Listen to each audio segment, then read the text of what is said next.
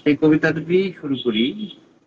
সাম্প্রতিক গত আহ, 2-3 দিন আগে আমার একটি লেখা কবিতা প্রকাশ করেছিল, মানে ফেসবুকে প্রকাশিত। আপনারা ইতিমধ্যে দেখেছেন, হয়তো অনেকে হয়তো পড়েছেন। কবিতার শিরোনাম ব্ল্যাক হোলের অন্ধকার।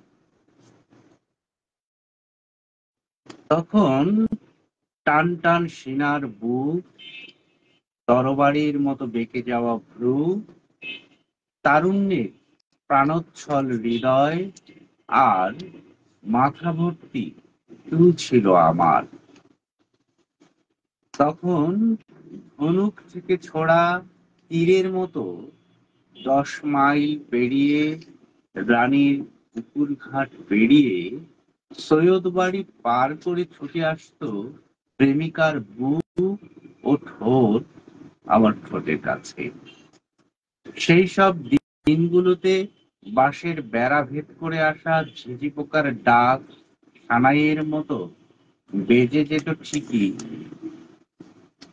ব্যাঙ জলের ছোঁয়ায় আরো যৌবনা হয়ে সাড়া দিত ঠিকই।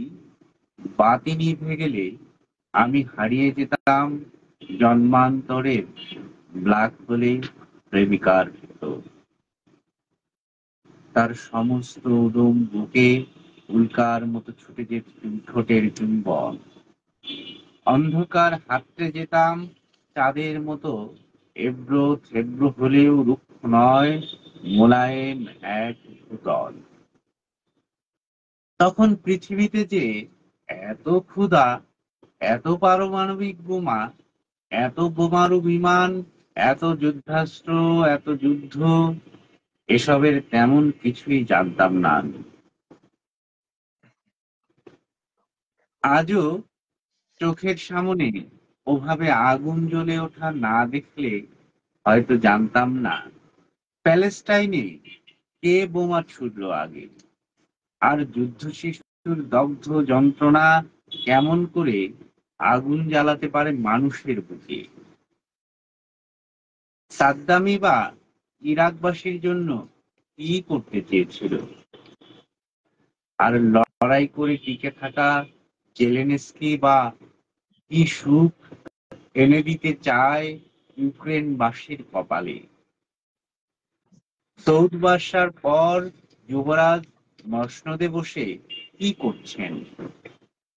গান্ধী, জিন্নাহ, সোহরাওয়ার্দী থেকে ফজলুল হক, যাদের নাম শুনেছি শৈশবে, ভুট্টো কিংবা ইয়াহিয়ার ইতিহাসও জানতাম।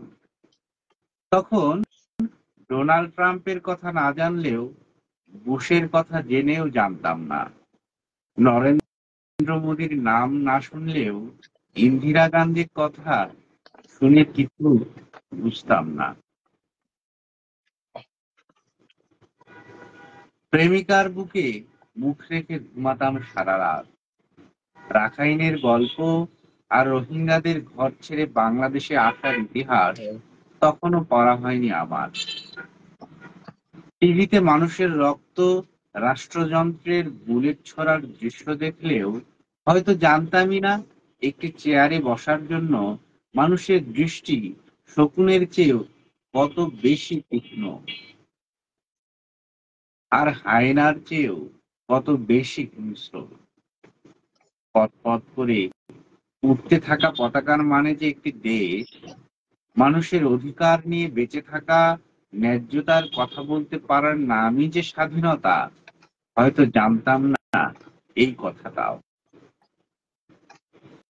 জানতামই না জন্মদাত্রী না হয়েও মাতৃভূমি কেন মায়ের চেয়েও এত প্রিয় হয়ে ওঠে, কেন প্রেমিকা না হয়েও প্রেমিকার চেয়েও প্রিয় হয়ে ওঠে।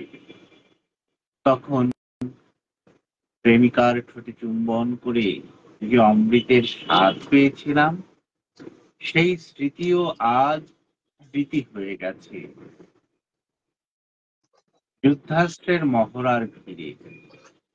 এইসব যুদ্ধাস্ত্র আর যুদ্ধ যুদ্ধ খেলা মোদি শেখবাজদের গল্প শুনিয়ে ভবিষ্যতের শিশুকে ঘুম পাড়ানি গান শোনানো এবং তাদের কৃত্রিম বুদ্ধির মানুষ হিসেবে গড়ে তোলা জীবনের চেয়ে খুব বেশি প্রিয় তারুণ্যের সেই রাত,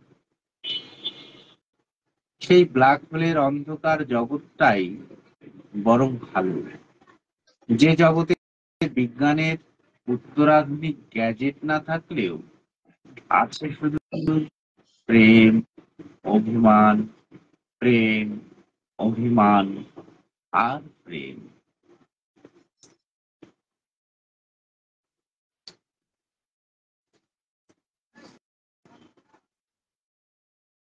জাহানারা বেগম, জেসমিন আরা বেগম, আপা কেমন আছেন আপনি? আপনাকে স্বাগত জানাই। আলামিন যুক্ত হয়েছে ইতিমধ্যেই আমাদের আসসালামু সাথে। আলাইকুম। আলামিন, তোমার মুখটা ভালো করে দেখা যাচ্ছে না, ক্যামেরাটা একটু ডাউন করতে হবে।